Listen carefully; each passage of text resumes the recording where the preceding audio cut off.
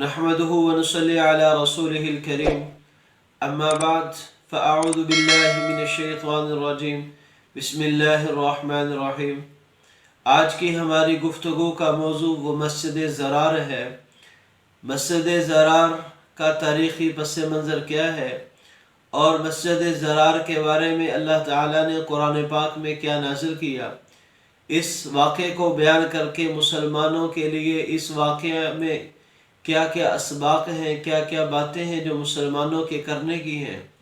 اور مسجد ضرار اس کے بنانے والوں کے مقاصد کیا تھے، ان تمام باتوں کے بارے میں آج کی ہم اس نشست کے اندر ہم گفتگو کریں گے۔ چنانچہ اللہ رب العزت کا ارشاد ہے وَالَّذِينَ اتَّخَذُوا مَسْجِدًا ضِرَارًا، وہ لوگ جنہوں نے مسجد کو نقصان دینے کے لیے بنایا، وَكُفْرًا، اور کفرانہ باتیں کرنے کے لیے، وَتَفْرِيقًا بَيْنَ الْمُؤْمِنِينَ، اور مسلمانوں کو آپس میں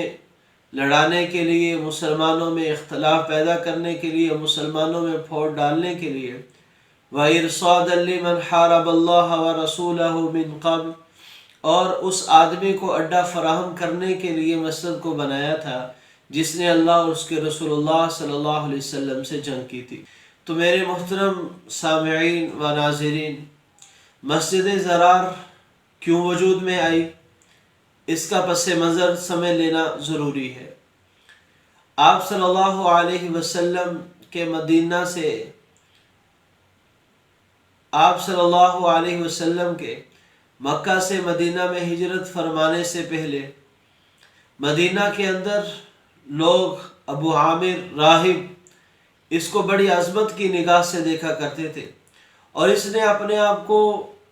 رہبانیت کی طرف دھکیلا ہوا تھا، الگ تھلگ رہتا، عبادت کرتا۔ لوگ اس کی عبادت سے متاثر ہو کر اس کی تنہائی کے اندر، گوشہ نشینی کے اندر عبادت میں لگنے کی وجہ سے لوگ اس سے متاثر تھے اور اس کی بڑی عظمت کرتے تھے، بڑی عقیدت تھی لوگوں کے دلوں میں اس کی، اور اسے ہدیے، تحائف اور نذرانے بھی پیش کیے جاتے، اور اپنے ہر کام، ہر بات کا فیصلہ اسی سے کروایا کرتے تھے۔ جناب نبی کریم صلی اللہ علیہ وسلم جب مکہ سے مدینہ تشریف لائے اور مدینہ کے لوگ پہلے ہی مسلمان ہو چکے تھے، اکثر گھروں میں اسلام پہنچ چکا تھا، تو جب اس نے یہ دیکھا کہ وہ لوگ جو مجھے سردار بنانا چاہ رہے تھے، وہ لوگ جو میری بات کو ہی حرف آخر سمجھتے تھے، وہ لوگ جو میرے فیصلے کے بغیر فیصلہ نہیں کرتے تھے، اب سارے فیصلے نبی صلی اللہ علیہ وسلم کے پاس جا رہے ہیں، اب سرداری کا تاج محمد صلی اللہ علیہ وسلم کے سر پر سجا جا رہا ہے، تو اسے دل ہی دل میں حسد پیدا ہوا۔ اور حسد کی یہ ایک نشانی ہے کہ جب آدمی اگر اللہ کے لیے کام کر رہا ہو، اس کے برابر میں، اس کے میدان میں کوئی اور آدمی آ جائے، تو جو اخلاص والا اللہ کے لیے کرنے والا ہوتا ہے وہ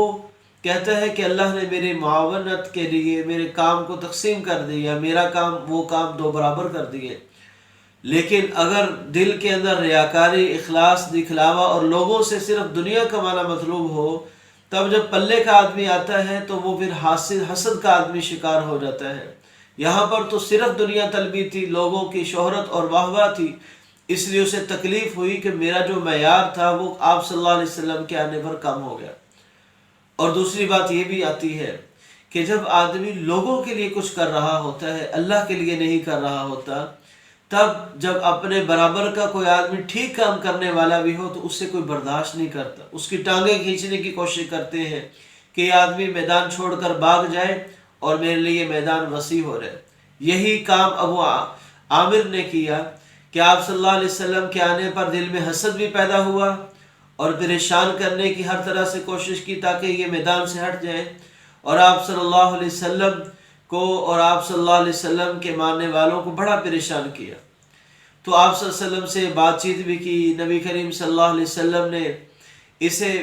ہر طرح سے قائل کرنے کی کوشش کی، اسے بتایا، سمجھایا، اسلام کی حقانیت کو بیان کیا، لیکن اس کے دماغ میں بات نہ آئی، حتیٰ کہ یہ کہہ کر اٹھ گیا کہ جو ہم میں سے سچ پر ہے وہ تو محفوظ رہے گا، جو حق پر نہیں ہے وہ دور کی، پردیس کی، غربت کی موت مرے گا۔ ایسا ہی ہوا، جب اس کی موت کا وقت تھا تو یہ ملک شام کی طرف اپنے علاقے والوں سے دور تنہائی کی موت مرا، جو اس کے جھوٹے ہونے کی دلیل تھی۔ تو ہم مختصر بیان کر رہے ہیں کہ یہ آدمی ابو عامر راہب، اس نے آپ صلی اللہ علیہ وسلم سے حسد اور بغض اور دشمنی میں اس قدر آگے بڑھ گیا کہ غزوہ بدر کے بعد یہ مکہ گیا اور لوگوں کو احد کے لیے تیار کیا، غزوہ خندق کے لیے تیار کیا۔ پھر جب غزوہ حنین ہوا، جب اس نے دیکھا کہ مسلمان کسی بھی اعتبار سے پیچھے نہیں ہٹ رہے، ہر اعتبار سے ترقی میں جا رہے ہیں، اور مسلمانوں کی دھاک پورے عالم پر بیٹھتی جا رہی ہے، اور مسلمانوں کا ارد گرد کے قبائل حتیٰ کہ مکہ فتح ہو گیا، طائف فتح ہو گیا، اور مسلمان ترقی میں جا رہے ہیں، تو اس نے مدینہ کو چھوڑا، ملک شام کی طرف چلا گیا۔ وہاں پر جا کر اس نے ملک شام کے بادشاہ کو مسلمانوں کے خلاف ابھارا اور مسلمانوں کے خلاف جنگ کے لیے تیار کیا، لیکن اس جنگ کے اصل نتائج حاصل کرنے کے لیے، اچھے نتائج حاصل کرنے کے لیے یہ چاہتا تھا کہ مدینہ کے اندر بھی مسلمانوں کے اندر کچھ ایسی جماعت، یعنی منافقین کی جماعت ہونی چاہیے، جس جماعت کے ذریعے وہ ادھر سے مدینہ سے مسلمانوں کو نقصان پہنچائے اور ادھر سے ملک شام کا بادشاہ حملہ کرے تو بیچ میں مسلمان آ کر پس جائے اور مسلمانوں کا کام ختم ہو رہے۔ اب ادھر سے وہ روم شام کے بادشاہ کو مسلمانوں کے خلاف اکسا رہا تھا، اور ادھر سے مدینہ کے منافقین کو اکٹھا کر رہا تھا تاکہ یہ سب اکٹھے ہو جائیں اور مسلمانوں کا بھی لیویٹ کر دیں۔ تو اس نے خط لکھا کہ تم مدینہ کے اندر ایک ایسی عمارت، بلڈنگ بناؤ جس سے مسجد کا نام دو، اور پھر اس مسجد کے اندر تم نے مسلمانوں کے خلاف پروپیگنڈے کرنے ہیں، مسلمانوں کو نقصان پہنچانے کی سوچ و بچار کرنی ہے، اور مسلمانوں کو شک بھی نہیں ہوگا، اور وہ مسلمان یہی سمجھ رہے ہوں گے کہ یہ تو مسجد ہے، اللہ کی عبادت گاہ ہے، تو وہاں پر صحیح کام ہو رہے ہوں گے۔ لیکن انہوں نے اس ابو عامر کے کہنے پر منافقین نے مسجد بنائی قباء محلے میں، جہاں پر اسلام کی سب سے پہلی مسجد بنی تھی، نام مسجد کا دے دیا، جگہ بنائی۔ اب یہ منافقین انہوں نے آپ صلی اللہ علیہ وسلم سے آ کر عرض کیا کہ ہمارے کچھ ضعیف لوگ ہیں، بوڑھے لوگ ہیں، بیمار لوگ ہیں، جو مسجد نبوی میں یا قباء میں نہیں جا سکتے، تو ہم چاہتے ہیں ہم ایک مسجد تعمیر کر لیں، بلکہ تعمیر کر لی ہے، اس میں ہی ہم سب لوگ نماز پڑھ لیا کریں، ہمیں دائیں بائیں جانے کی ضرورت نہ پڑے، اور ہمارا مقصد صرف یہی ہے کہ نمازی ہماری تعداد بڑھ جائے، لوگوں کے لیے دشواری ختم ہو رہے۔ آپ صلی اللہ علیہ وسلم تو نبی رحمہ ہیں، امت کے لیے بڑے شفیق اور مشفق ہیں۔ آپ صلی اللہ علیہ وسلم نے حامی تو بھر لی، کہا کہ اب تو میں تبوک کے سفر کی تیاری کر رہا ہوں، کیونکہ غزوہ تبوک یہ بہت اہم امپورٹنٹ غزوہ تھا اسلام کے اندر، کہ جس میں آپ صلی اللہ علیہ وسلم نے سب کو نکلنے کا حکم دیا کہ سارے ہی نکلو۔ ایک طرف گرمی کی شدت، دوسری طرف پھل پکے ہوئے اور گھنے درختوں کے سائے، اور دوسری طرف گرمی کی شدت، اور پھر اتنا لمبا سفر اور سواریاں موجود نہیں۔ تو آپ صلی اللہ علیہ وسلم اسی غزوے کی تیاری میں لگے ہوئے تھے۔ تو آپ نے ان منافقین کو کہا کہ تم انتظار کرو، میں جب غزوہ تبوک سے واپس آ جاؤں گا تب آ کر میں تمہاری اس مسجد میں نماز پڑھ دوں گا۔ اب آپ صلی اللہ علیہ وسلم وہاں گئے، غزوہ تبوک سے واپسی پر ابھی مدینہ میں داخل نہیں ہوئے تھے کہ جبرائیل علیہ السلام قرآن لے کر نازل ہو گئے کہ یا رسول اللہ صلی اللہ علیہ وسلم، یہ جسے مسجد کا نام دے کر مسجد کو شو کروا رہے ہیں، یہ مسجد نہیں بلکہ ان کے مقاصد یہ ہیں۔ زرارا، پہلا مقصد کہ انہوں نے مسجد اس لیے بنائی ہے تاکہ اس مسجد کے ذریعے اسلام اور اہل اسلام کو نقصان پہنچا سکے۔ وکفراً، ان کی اس مسجد کا مقصد اسلام کی ترویج نہیں، کفر کی ترویج ہے۔ اس مسجد کے ذریعے جس کو انہوں نے مسجد کا نام دیا ہے، کافرانہ باتوں کے لیے جمع ہوا کریں گے، اس لیے مسجد بنائی ہے۔ وَتَفْرِيقًا بَيْنَ الْمُؤْمِنِينَ، اور اس مسجد کے ذریعے وہ مسلمانوں کا آپس میں توڑ چاہتے ہیں،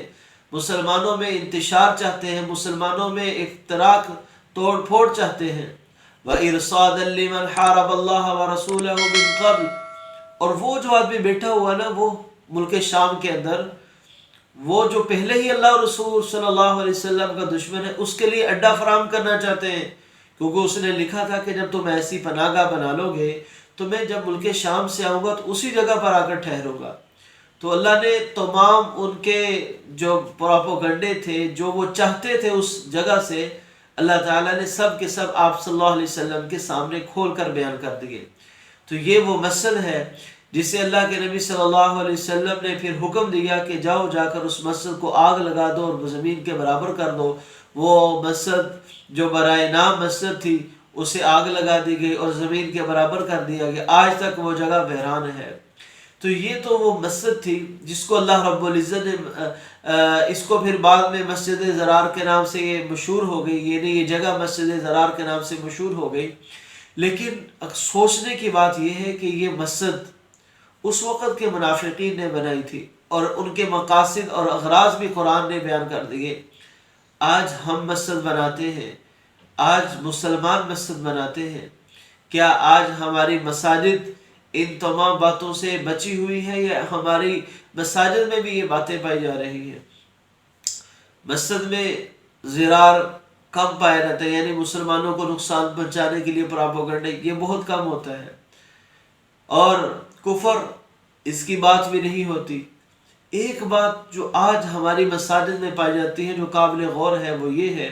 تفریق بین المؤمنین۔ یہ بہت خطرناک بات ہے، بہت خطرناک بات ہے۔ امت میں اختلاف، امت میں پھوڑ، امت میں دوریاں پیدا کرنے کے لیے، چاہے وہ مسجد کے اندر